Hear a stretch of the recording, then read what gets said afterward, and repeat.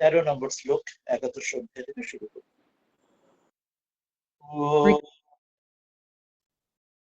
वसुदेव सुतं देवं कंस चाणूरमर्दनम् देवकी परमानन्दम् कृष्णं वन्दे जगद्गुरुम्। আমরা মূল শ্লোকে চলে আসি। 11 অধ্যায় 13 নম্বর শ্লোক। এটিও সঞ্জয় বলছেন कि अर्जुन के विश्व रूप में संपूर्ण जगत को एक जगह स्थित देखा। মহাকাল তার শরীরে সমগ্র জগৎকে তিনি দেখবেন। বলছেন সঞ্জয় উবাচ तत्रैकस्थं जगत्कृत्स्नं रविभक्तमनेकधा अपश्य देवदेवस्य शरीरे पाण्डवस्तदा। বলছে তত্র একস্থম জগৎ কৃৎস্নম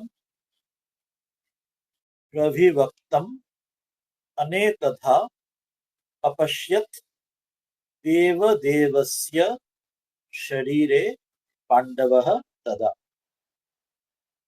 বলছেন ऐसे आश्चर्यमय रूप को देखते हुए अर्जुन श्री कृष्णের যে বিশ্বরূপ দর্শন দেখে পাণ্ডব পাণ্ডুপুত্র অর্জুন দাদা তখন সেই সময় দর্শন করে অনেকধা অনেক প্রকার অনেক রকমের প্রবিভক্তম বিভক্ত অর্থাৎ আলাদা আলাদা পৃথক পৃথক ভিন্ন ভিন্ন কিন্তু সম্পূর্ণ কৃষ্ণম জগৎ জগতের বিভিন্ন অংশ পার্ট তার অনেক বৈচিত্র্যগুলিকে সমগ্র জগৎকেই তিনি দেবদেবস্য দেবতাদের দেব শ্রী তার ভগবানের তত্র শরীরে সেই শরীরের মধ্যে এক স্থান অপশ্যত এক জায়গায় সমগ্র জগৎকে তার বিভিন্ন অংশ বিশেষ সেখানে অপশ্যত এখানে দেখলেন।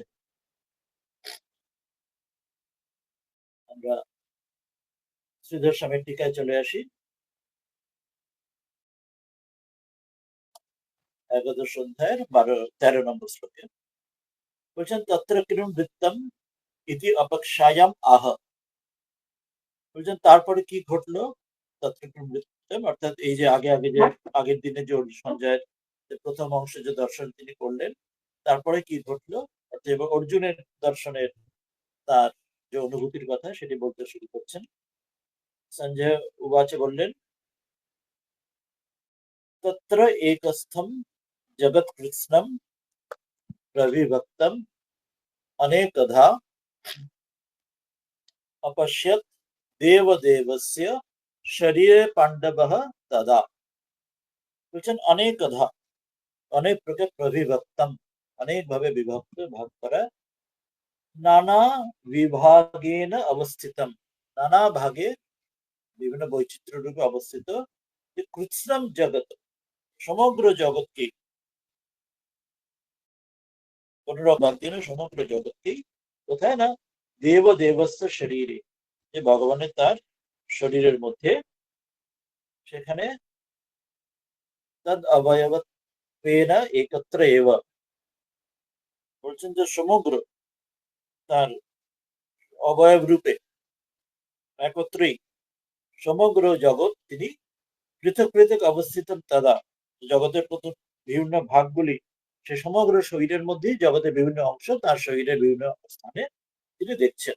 তদা পাণ্ডব যে পাণ্ডুপুত্র যে পাণ্ডব অর্জুন অপশ্যত তিনি এইভাবে দেখলেন শ্রীকৃষ্ণের শরীরেই সমগ্র জগৎকে তার ভাগে ভাগে বিভিন্ন অংশে তিনি দর্শন করলেন। দর্শন করার পরে তার কি অনুভব কি সেটি পরের শ্লোকে আসছেন 14 নম্বর শ্লোকে বলছেন उस रूप को देखकर अर्जुन का विस्मित और हर्षित होकर श्रद्धा के साथ भगवान को प्रणाम करने का कथन। সেই রূপ দেখে অর্জুন বিস্মিত হচ্ছেন হর্ষিত হচ্ছেন এবং শ্রদ্ধার সঙ্গে ভগবানকে প্রণাম করে বলছেন ততস্য বিস্ময়াবিষ্ট हृष्टरोमा धनञ्जयः प्रणम्य शिरसा देवं कृताञ्जलिरभाषत। ततः सः विस्मयाविष्टः हृष्टरोमा धनञ्जयः प्रणम्य शिरसा देवं কৃতাঞ্জলি অভাষত। অর্থ বলছেন যে তিনি ততঃ তারপরে এই দেখার পরে তাকে দেখে সহ তিনি অর্জুন বিস্ময়াবিষ্ট বিস্ময়ের দ্বারা আবিষ্ট ভাবে চকিত বিস্মিত হয়ে এবং হৃষ্ট রোমা হর্ষিত হয়ে রোমা অর্থাৎ পুলকিত শরীরে সেই ধনঞ্জয় অর্জুন তিনি দেবম এই পরমাত্মাকে দেবতা ভগবানকে শ্রদ্ধা ভক্তির সঙ্গে শিরসা মাথার দ্বারা প্রণাম্য অর্থাৎ নিজের প্রণাম করে মাথা ঝুঁকিয়ে তার পায়ে প্রণাম করে বলছেন কৃতাঞ্জলি হাত জুড়ে তাকে প্রণাম করে হাত জুড়ে তিনি অভাষণ তিনি বললেন কি বললেন সেটা এরপরে অর্জুনের বিস্তার করে বলা শুরু হবে। 13 নম্বর 14 নম্বর শ্লোকে বলছেন এবং দৃষ্ট্বা কিং কৃতবান ইতিহাত আহ, যে এইভাবে দেখে যে ভগবানের শরীরে সমগ্র জগৎকে নানা ভাগে বিভক্ত হয়ে দেখে তখন অর্জুন কি করলেন সেটি বলছেন। ততঃ স বিস্ময়াবিষ্টঃ হৃষ্টরোমা ধনঞ্জয়ঃ প্রণম্য শিরসা দেবং কৃতাঞ্জলি অভাষত। বলছেন ততঃ দর্শন অনন্তরম, তখন এই দেখার পরে কি করছেন যে দেখার পরে বিস্ময়েন আবিষ্ট ব্যাপ্ত, সে দেখে তিনি বিস্ময়ের দ্বারা অত্যন্ত আশ্চর্য হয়ে সে আবিষ্ট হয়ে ব্যাপ্ত স্থান সেই বিস্ময়ের দ্বারা সম্পূর্ণভাবে আবিষ্ট তিনি, যে অন্য আর কিছু তার মনে অন্য কোনো ভাব চিন্তা কিছু আসছে না স্থান এইভাবে হৃষ্ট এবং সেটি হৃষ্টারি উৎফুল্লিতানি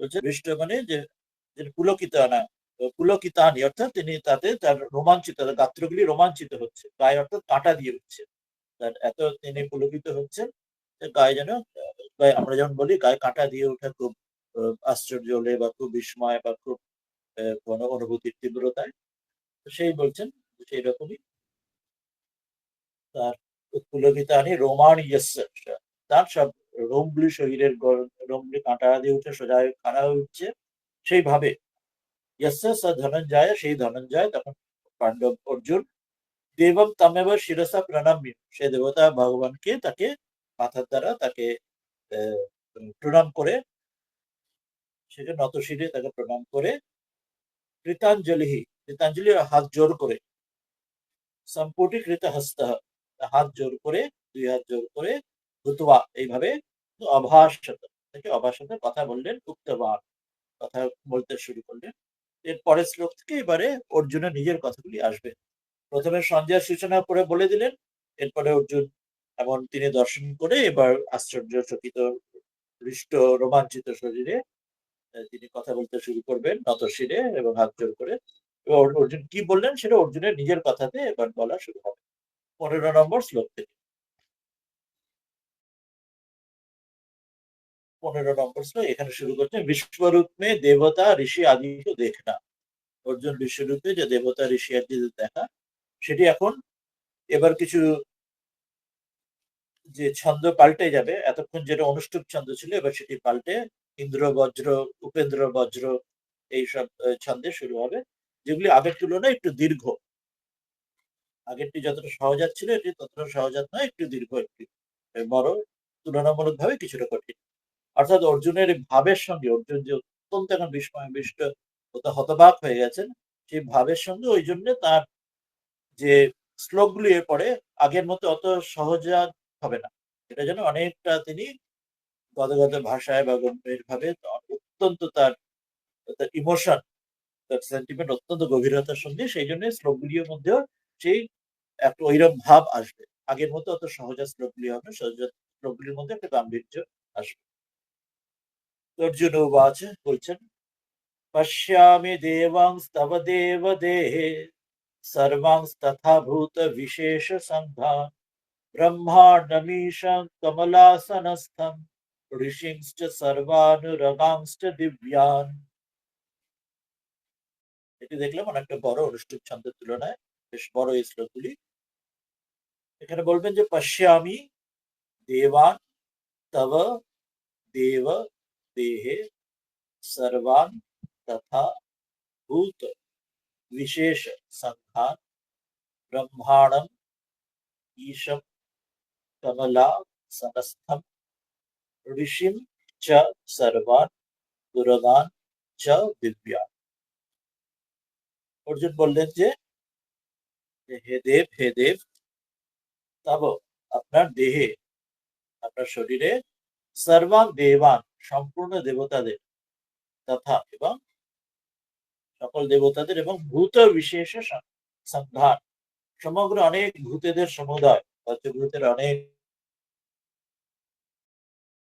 কমলা সনস্থম কমল পদ্মের আসনের উপর বিরাজিত ব্রহ্মাণ্ড ব্রহ্মাকেও চতুর্মুখ ব্রহ্মাকে ঈশম এবং মহাদেবকে যা আর কি সর্বান সম্পূর্ণ ঋষিও যা দিব্যান উরগান এবং দিব্য সর্প তাদের পশ্চাৎ আমি তাদের দেখছি। এটি তিন প্রথম শ্লোকে বললেন।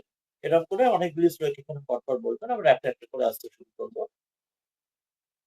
বলবেন ভাষণম এব আহ পশ্যামি ইতি সপ্তদশবিহি। ভাষণ এখন অর্জুন বলতে শুরু করলেন, বলতে কি কি দেখছেন সেটি সেটি কতগুলি না 17টি শ্লোক মিলিয়ে অনেকগুলি দীর্ঘ 17টি শ্লোক ধরে অর্জুন বলবেন তার এই বিস্ময় আশ্চর্যের কথা। অনেকক্ষণ তিনি বলবেন তার কি ভাব, কি কি দেখছেন, তার কি অনুভূতি ইত্যাদি, খুব দীর্ঘ। এবং সেই জন্য পুরো শ্লোক এই এত অংশটি পুরোটাই সেই অনুষ্ঠুপ ছন্দ না হয় ইন্দ্র বজ্র বা উপেন্দ্র বজ্রে তার ভাবের গভীরতা বুঝিয়ে দেখাবে। অর্জুন ওয়াচ, অর্জুন বলছেন পশ্যামি দেবাং তব দেব দেহে सर्वांस्तथा भूत विशेष संख्या ब्रह्मांडम ईशम कमलासनस्थम ऋषिंश्च सर्वानुरागांश्च दिव्या। হে দেব তব দেহে আপনার দেহের শরীরের মধ্যে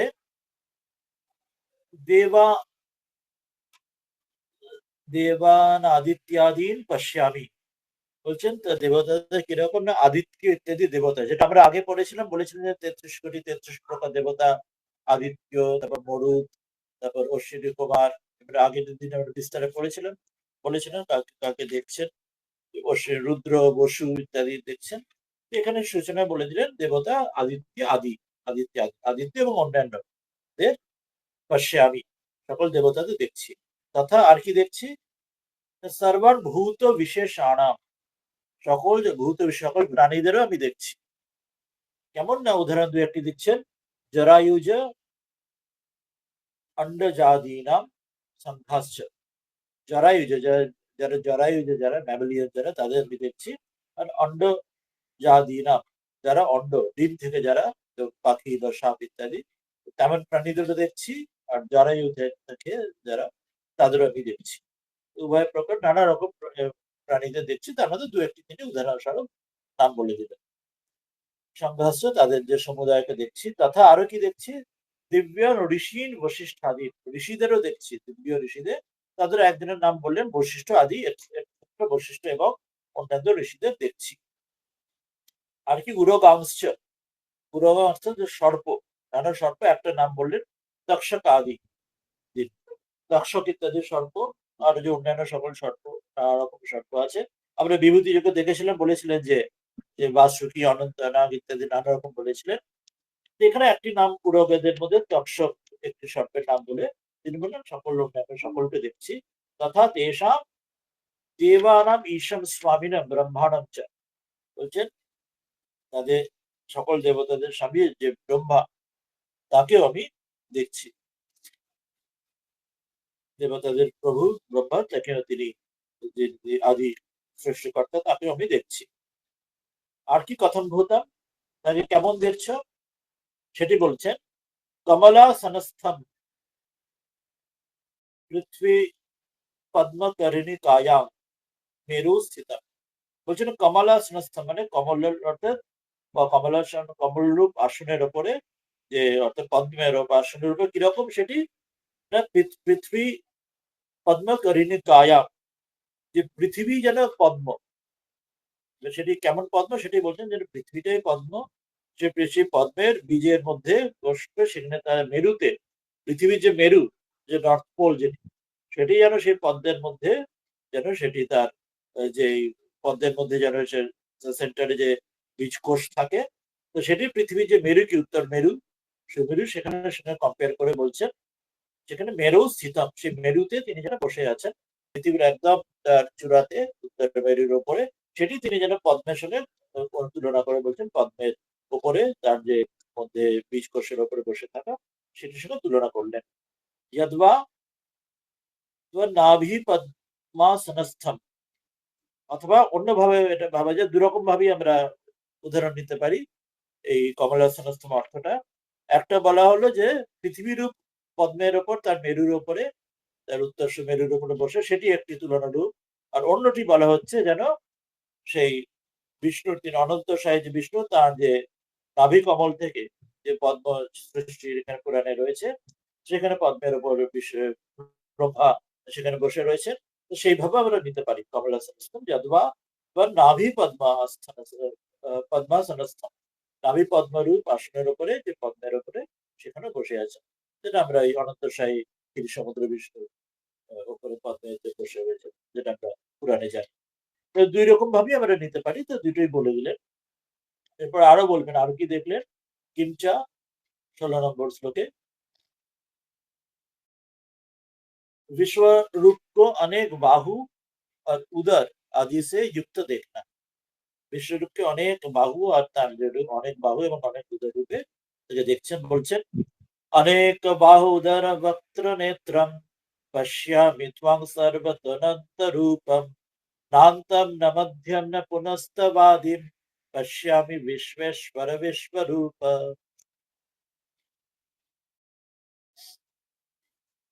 বলছেন অনেক বাহু উদর বক্ত্র নেত্রম পশ্যামি ত্বং সর্বতঃ অনন্ত রূপম न अंतम न मध्यम न पुनः तब आदिम पश्यामि विश्वेश्वर विश्वरूप।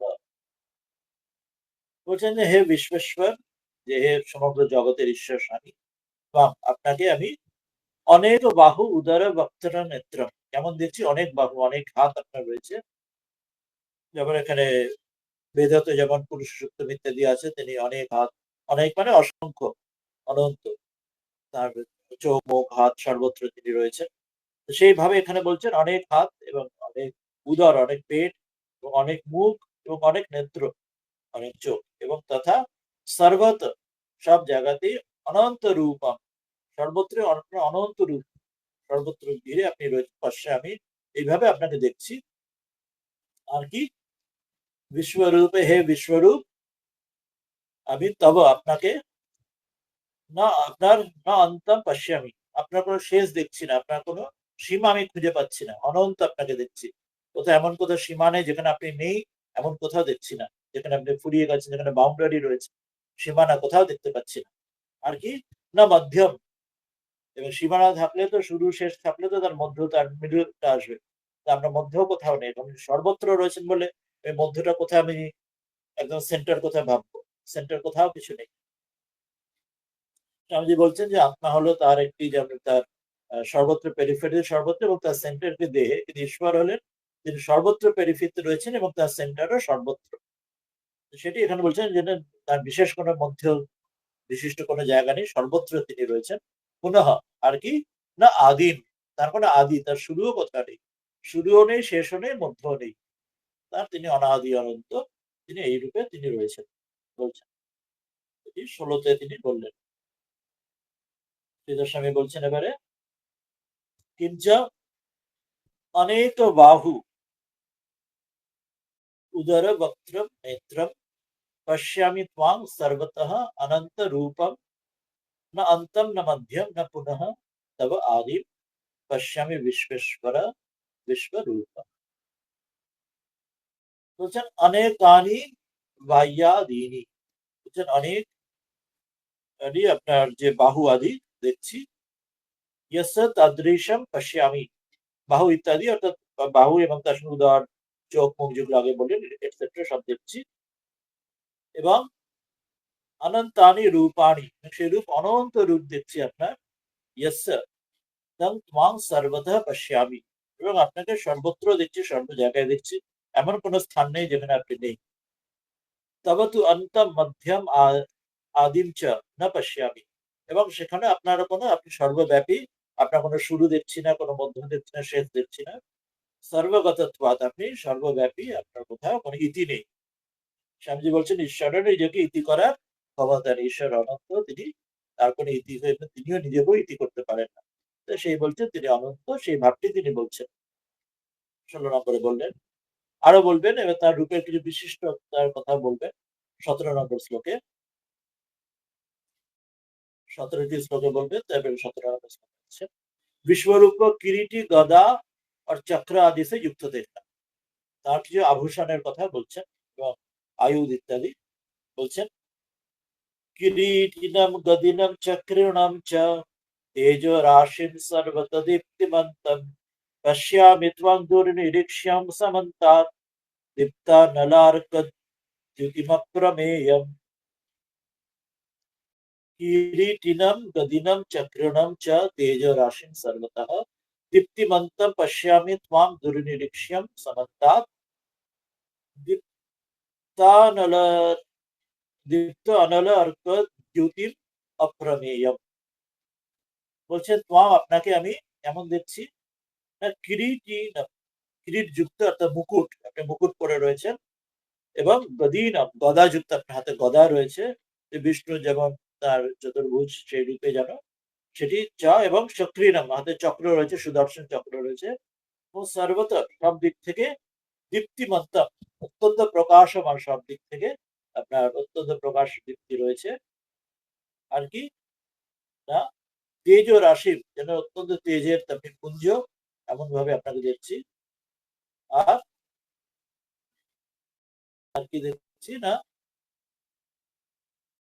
দীপ্ত অনলার, অনলার কি দ্যুতি, অত্যন্ত দীপ্ত, অনল, অনল মানে অগ্নি, এবং অর্ক মানে সূর্য, অত্যন্ত প্রজ্বলিত সূর্য এবং আগুনের মতো আপনার জ্যোতি, এবং দূর নিরীক্ষ্যম, যে সহজে আপনার দিকে তাকিয়ে থাকা যায় না, দেখা যায় না, অত্যন্ত আপনার দিকে দৃষ্টি দেওয়াই অত্যন্ত যেন কঠিন, অত্যন্ত ভয়যুক্ত, এবং অত্যন্ত সেই প্রভার দিকে যেন তাকানো যায় না। যেমন আমরা সূর্যের দিকে যেমন ডাইরেক্ট সূর্য তাকাতে পারি না, বা সেই রকম যেন আপনার দিকে তাকে দেখা যাচ্ছে না, দেখে সহ্য করতে পারা যাচ্ছে না। সামান্তাৎ, সর্বদিক থেকেই অপ্রমেয়, অপ্রেম, কোন রকম ভাবে আপনার জন্য কোথাও তার কোনো ইতি এবং কোন রকম তুলনা কিছু নেই, এমন ভাবে পাশ্যামি, এইভাবে আপনাকে দেখছি। এই রূপের বিশিষ্টতা তো বলছেন, কিঞ্চা কিরীটিনম গদিনম চক্রিণম চ তেজ রাশিম সর্বতঃ দীপ্তিমন্তম পশ্যামি ত্বাং দুর্নিরীক্ষ্যম সমন্তাৎ দীপ্তা অনল অর্কদ্যুতিম অপ্রমেয়ম।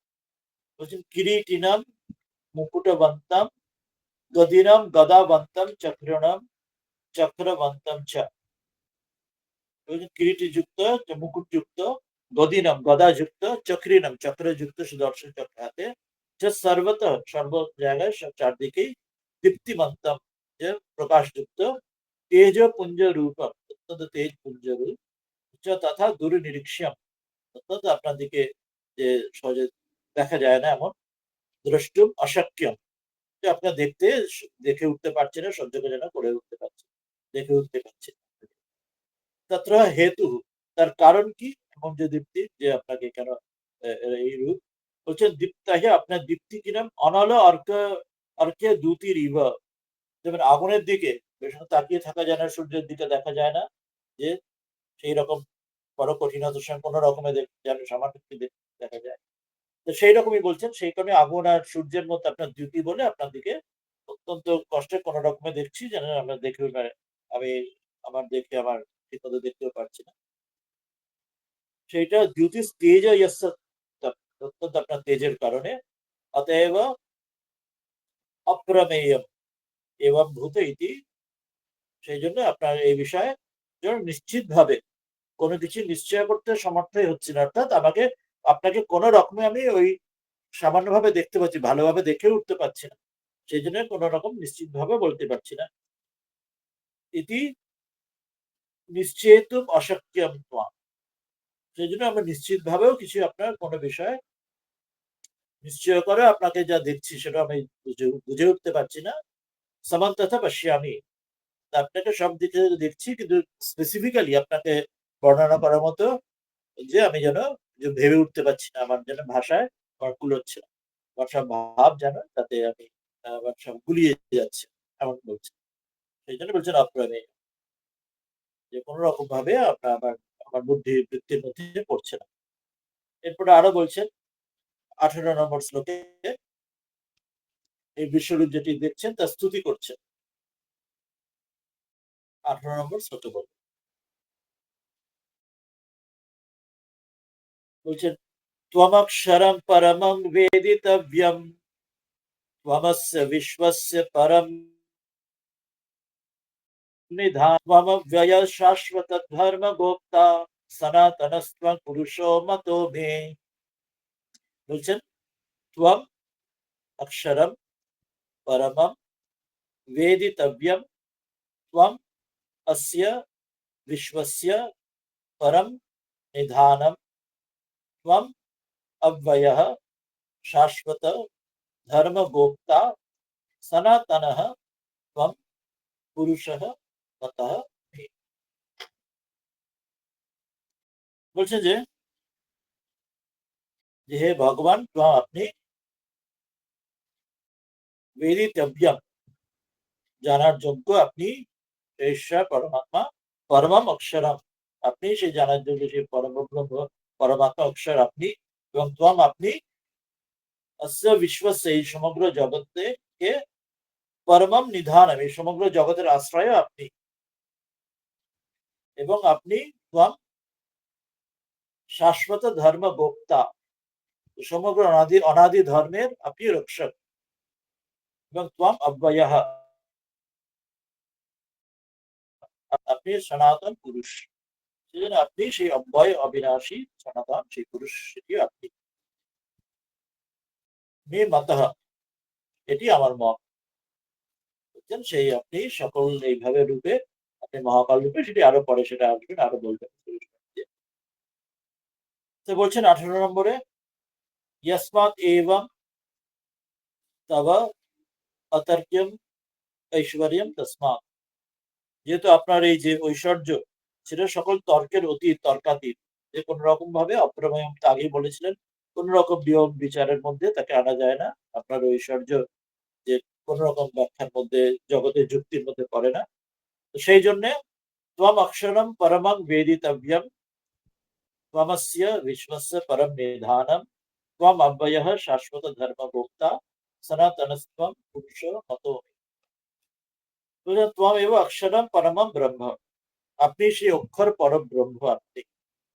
কথম ভূতম কেমন সে পরম ব্রহ্ম পরমাত্মা আপনি বলছেন বেদিতব্যম মুমুক্ষুভি জ্ঞাতব্যম, আপনাকে আপনি সেই জানার যোগ্য কাদের, যার মুমুক্ষুভি, যারা মুমুক্ষু, যারা মুক্তি পেতে চায়, মোক্ষ যারা চায়, তাদের যে জ্ঞাতব্য, তাকে যাকে জানলে এই মুক্তি বা মোক্ষ পাওয়া যায়, সেই পরম ব্রহ্ম পরমাত্মা আপনি তিনি।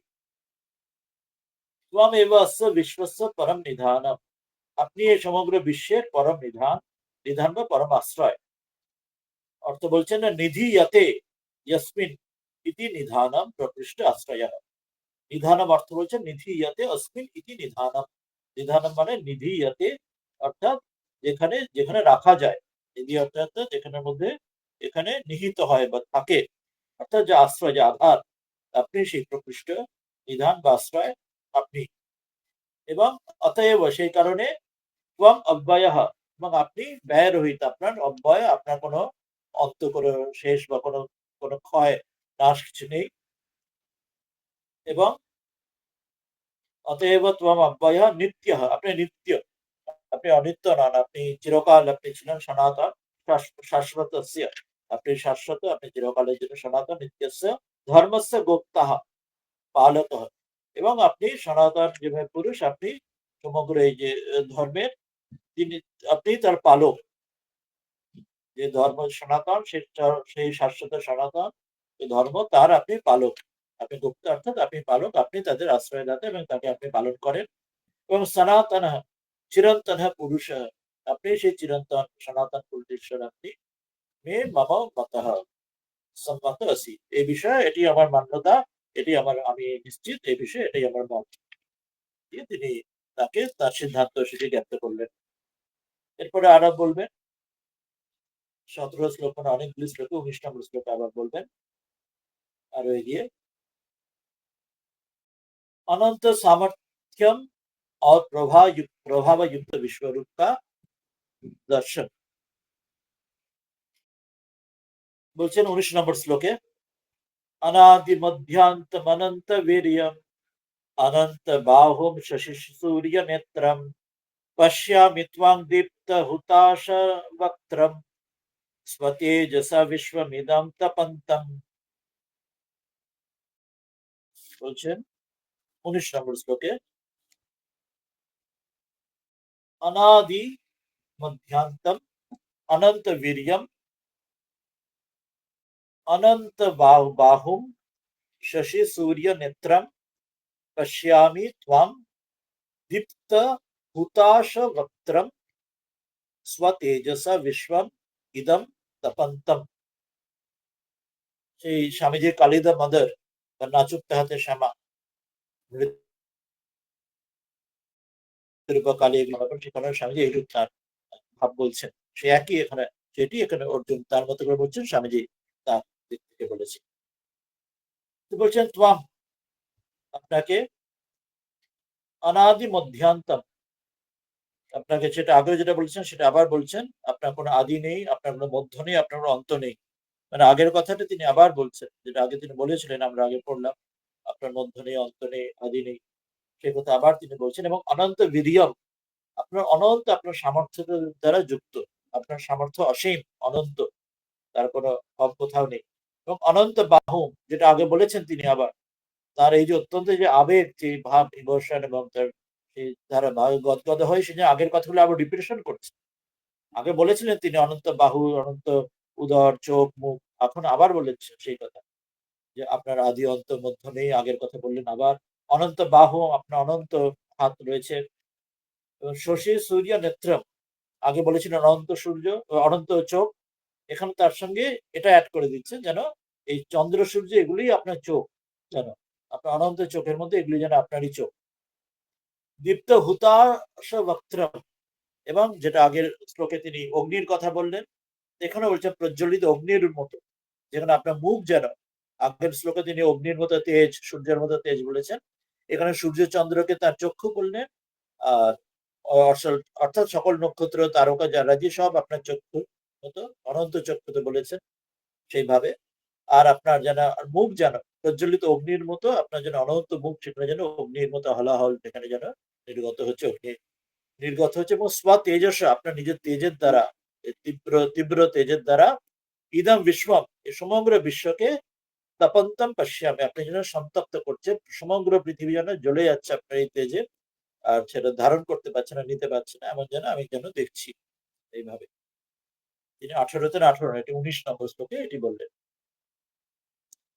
তো বলছেন কিঞ্চ अनादि मध्यन्तमनंत वीर्यम अनंत बाहुम शशि सूर्य नेत्रम पश्यामि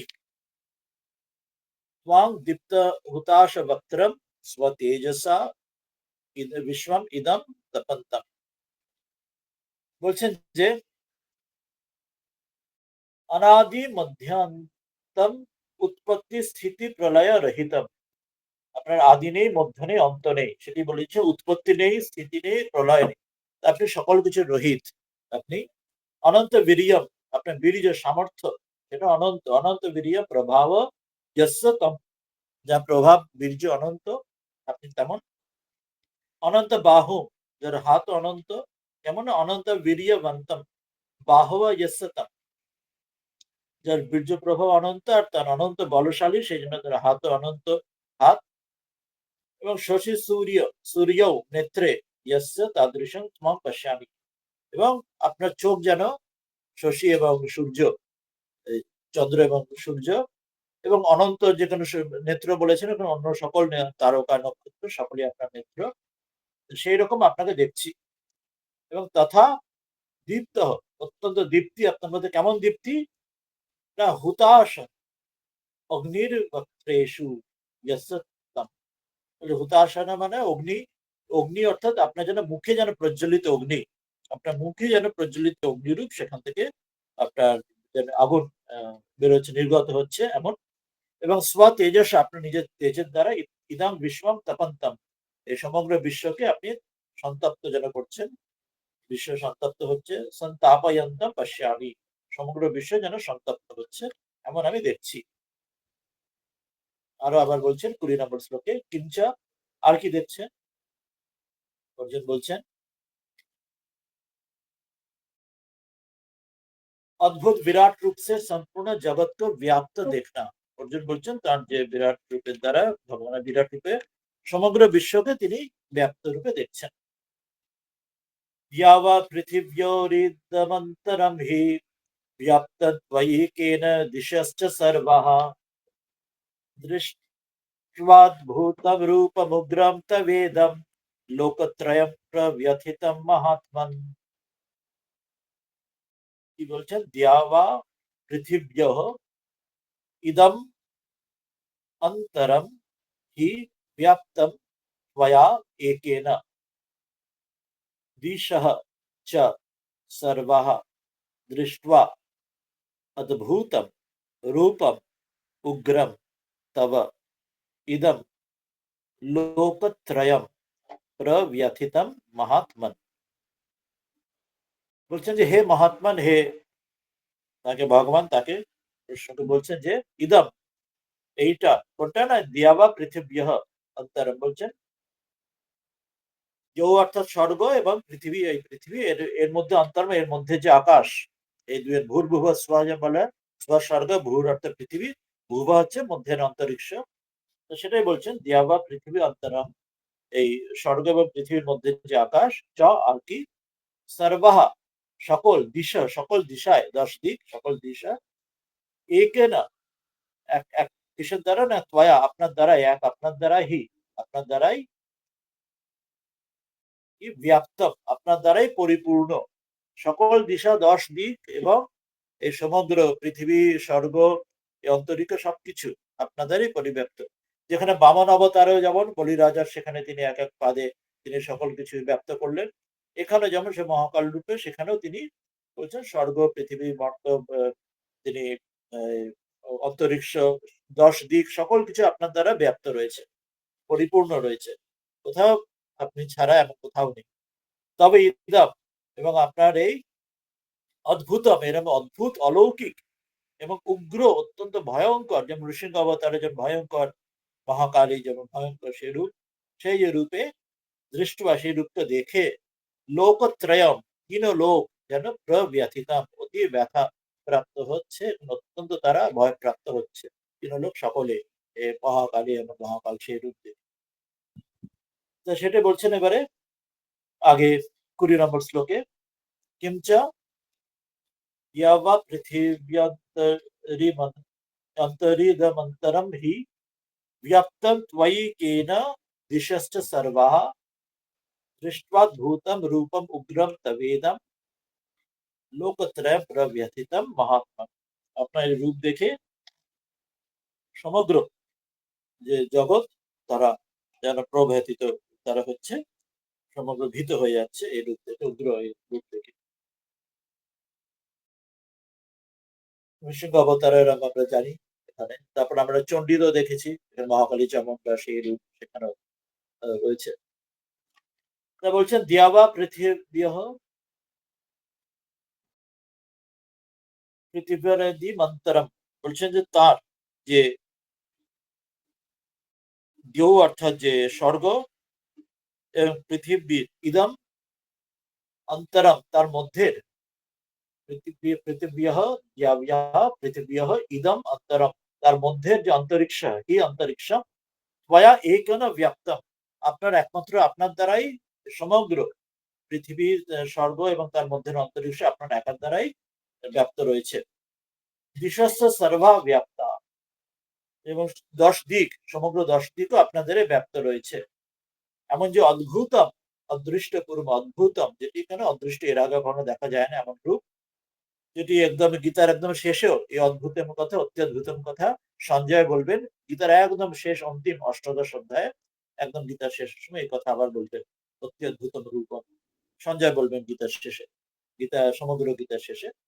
এখানে সে বলছেন অদ্ভুতম, যে অদৃষ্টপূর্ণ যে রূপম, সে ত্বদীয়ম ইদম উগ্রম ঘোরম রূপম, আপনার যে অত্যন্ত উগ্র ঘোর এই যে রূপ, এটি দেখে দৃষ্টা লোকত্রয়ম, সমগ্র 3 লোকই প্রব্যথিত, প্রব্যথিত মানে অতি ভীত হচ্ছে, সকলে অত্যন্ত ভীত হচ্ছে, পাশে আমি দেখে, এটা আমি দেখছি যে সকলেই অত্যন্ত ভীত হচ্ছে আপনার এই রূপ দেখে। ইতি পূর্বস্য এব অনুসঙ্গঃ, যে আগের শ্লোকের সঙ্গে এটা জুড়ে নিতে হবে, যে কন্টিনিউটি থাকবে, যে আগের শ্লোকে যেটা বলেছিলেন যে আপনার আদি নেই, অন্ত নেই, আপনার অনন্ত হাত, অনন্ত চোখ, এই যে চক্ষু সূর্য, মুখ থেকে আগুন বেরোচ্ছে ইত্যাদি, সেটির সঙ্গে কন্টিনিউটি করছেন। আপনার এমন রূপ দেখে সমগ্র 3 জগতই অত্যন্ত ভীত হচ্ছে, আমিও সেটা দেখছি।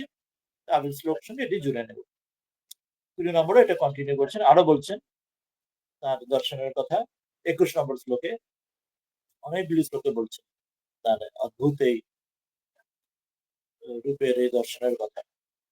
21 বলছেন, विश्व रूप में प्रवेश करते हुए देवादिकों का और स्तुति करते हुए महर्षि आदि को का दर्शन, विश्व रूपेर এই রূপের মধ্যে সব প্রবেশ করছে নানা রূপ, এবং তাদের স্তুতি করছে নানা ঋষি আদি, তো সেটি তার দর্শন করছেন, সেটিও তিনি বলবেন। আমি হি ত্বাং সুর সংঘা বিশন্তি কেচিৎ ভীতা প্রাঞ্জলयो গৃণন্তি स्वस्तित्युक्त्वा महर्षिर्सिद्धसङ्घा स्तुवन्ति त्वां स्तुतिभिः पुष्कलाभिः। বলছেন যে আমি হি ত্বাং সুরসङ्घाः विशन्ति केचित् भीताः प्राञ्जलयः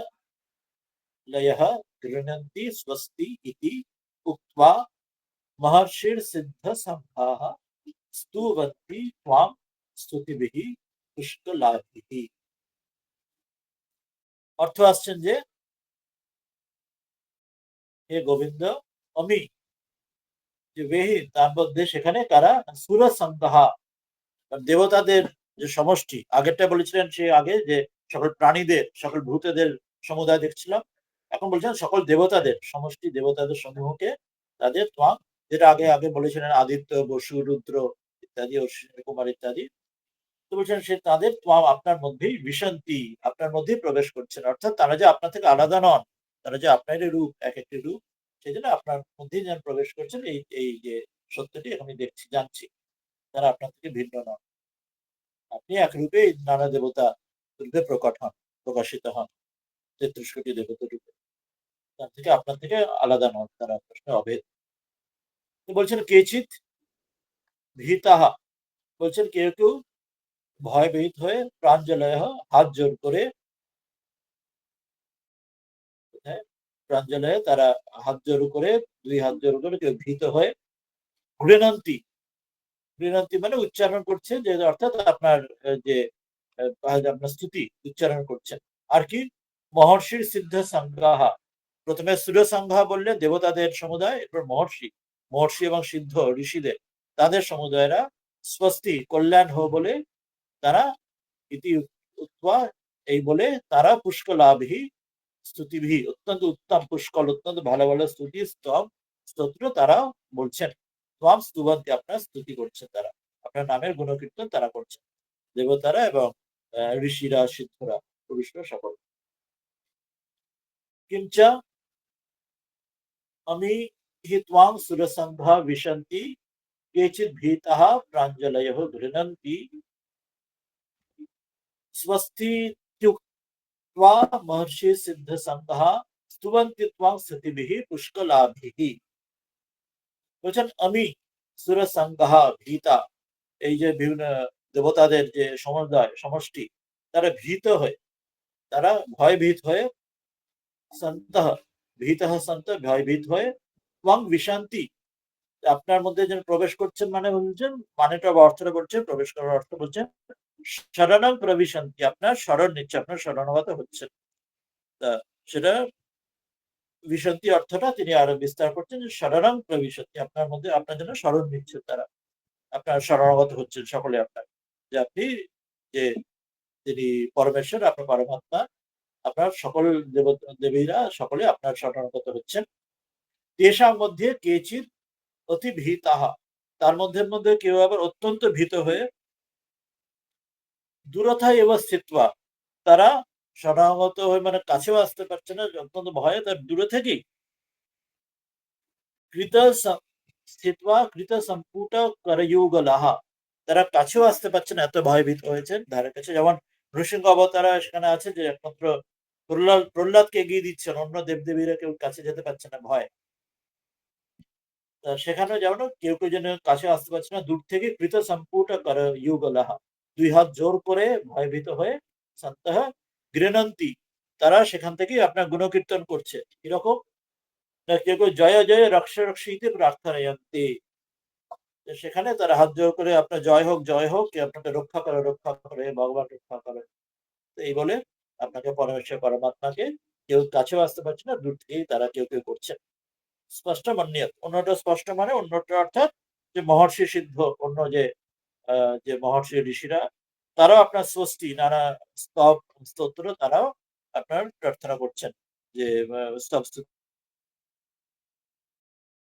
সিদ্ধ পুরুষ মহর্ষিরা স্বস্তি স্তব স্তোত্র ইত্যাদি করছেন এটিতে 21 নম্বর শ্লোকে বললেন এরপরে 22 আরো বলবেন যে विश्वरूप को देखते हुए विस्मय युक्त रुद्रादीपों का दर्शन আগে বলেছেন সেই নানা দেবদেবীর মধ্যে আদিত্য রুদ্র বসু তারপর মরুদ বলেছিলেন অশ্বিনী কুমার বলেছিলেন এখানে রুদ্রের কথা বলছেন বিস্ময়বিষ্ট হয়ে রুদ্ররা তাকে দর্শন করছেন रुद्रादित्य वसव ये च साध्या विश्वेश्विनो मरुतस मरुतश्चोष गंधर्व यक्षासुर सिद्ध संघा वीक्षन्ते त्वां विश्वे ताश्चैव सर्वे অনেক দেবদেবীর কথা এখানে উল্লেখ করে দিচ্ছেন রুদ্রাদিত্যাহ वसवः ये च साध्याः विश्वे अश्विनौ मरुतः च उष्मपाः च गंधर्व यक्ष असुर सिद्ध संघः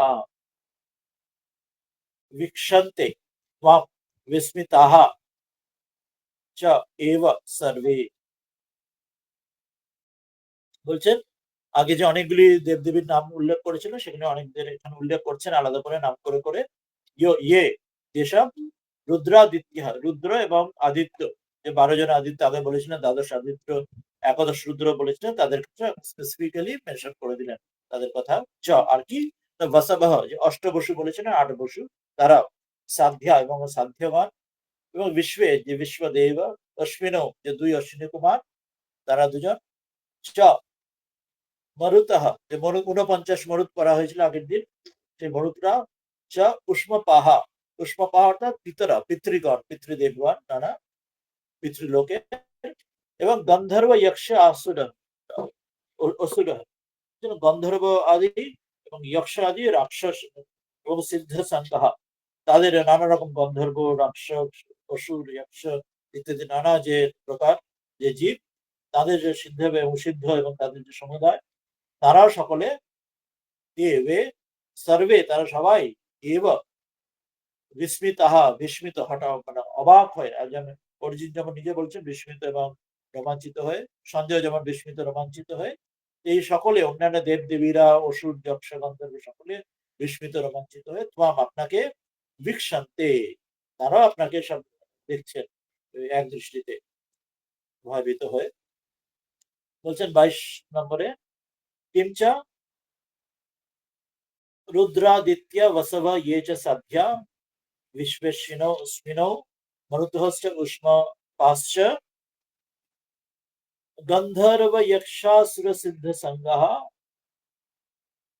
वीक्षन्ते त्वां विस्मितः सर्वे বলছে রুদ্রাহ আদিত্য চ রুদ্র এবং আদিত্য তারা বসব এবং বসুরাও ইয়ে চ সাধ্যা নাম দেব সাধ্য নামে যে দেব আছেন সেই দেবতারা বিশ্বদেবাহ বিশ্বদেব নামে যে দেবতা রয়েছে সেই দেবগণ তারাও এগুলো নানা দেবতাদের তাদের নানা ভাগ তাদের এগুলো কয়েকজনের নাম বললেন সাধ্যা নামে দেবগণ বিশ্বদেব নামে দেবগণ অশ্বিন দেব অশ্বিন দুই অশ্বিনী কুমার মরুতঃ মরুদ্গণ ঊনপঞ্চাশ মরুদ্রা তারা উষ্মাণম অর্থাৎ উষ্ম অন্ন উষ্ম অন্ন মানে উষ্ম গরম যে অন্ন যে পান করেন যারা গ্রহণ করেন সেই যারা সেই পিতর অর্থাৎ যারা পিতৃপুরুষ পিবন্তি উষ্মাণ পিবন্তি ইতি উষ্মা পাহা পিতর এটা পিতৃপুরুষগণকে উষ্মা পাহা বলা হয় কারণ তারা উষ্মাণ্যম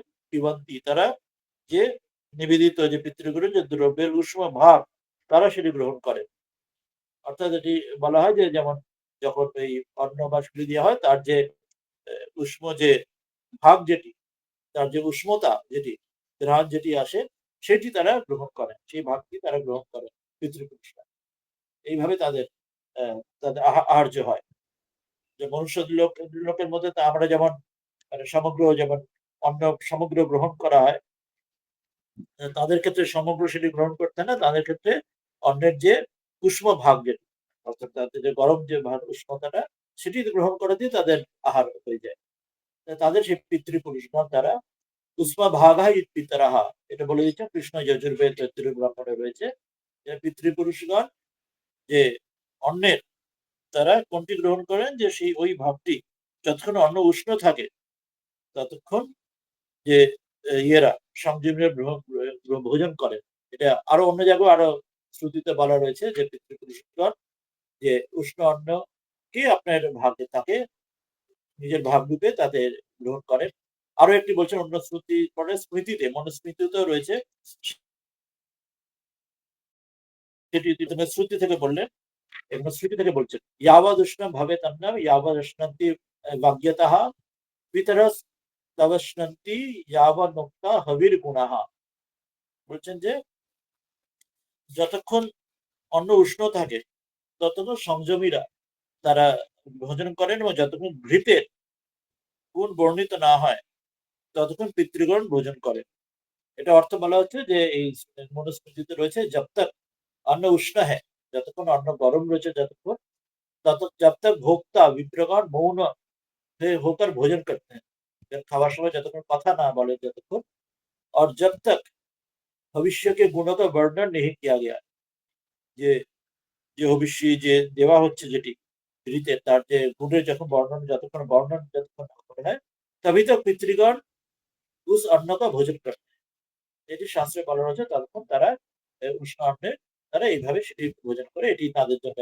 এই বলা আছে ইতি এটা মনুস্মৃতি থেকে বললেন नीचे কিছু দেয়া রয়েছে তো দেখে নি কিছু বলা রয়েছে यहाँ के पाठ में मनुस्मृति का पाठ से कुछ अंतर है মনুস্মৃতিতে এই জাতীয় পাঠ আছে বলছেন সামান্য কিছু বিভিন্ন শ্রুতি বা স্মৃতি ভেদ আছে কিন্তু বলছেন যে মোটামুটি এইভাবে পাঠ রয়েছে সেটা শ্রীধর স্বামী এখানে তিনি মেনশন করে দিচ্ছেন ইতি গন্ধর্বাশ্চ আর কারা না গন্ধর্বাশ্চ গন্ধর্বরা যক্ষ আশুরাশ্চ এবং গন্ধর্ব যক্ষ আশুর এইসব যারা তারাও বিরোচনা দেয় যে বিরোচন আদি সিদ্ধানা জন্য দৈত্য লোক ইত্যাদি যারা তারা তে সর্বে এব হি বিস্মিত সত্য তারা বিরোচনা যে দৈত্য লোক তারা সিদ্ধদের সমুদায় সিদ্ধ না সংঘর্ষ বিরোচনাদি বিরোচনের পুত্র যেন বলা হয় সেই জন্য তারাও যে অন্যান্য এইসব এরা রয়েছেন বিরোচনাদি সিদ্ধ যারা তাদের যে সিদ্ধ যারা রয়েছে সেখানেও তাদের মধ্যে তারা তাদের সমুদায় তারাও বিস্মিত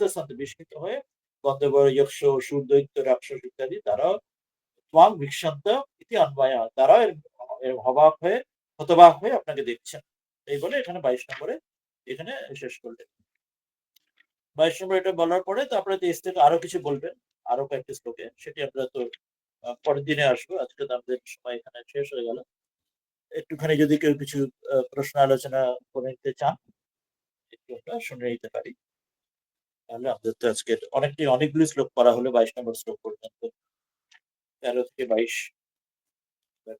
কেউ কিছু বলতে চান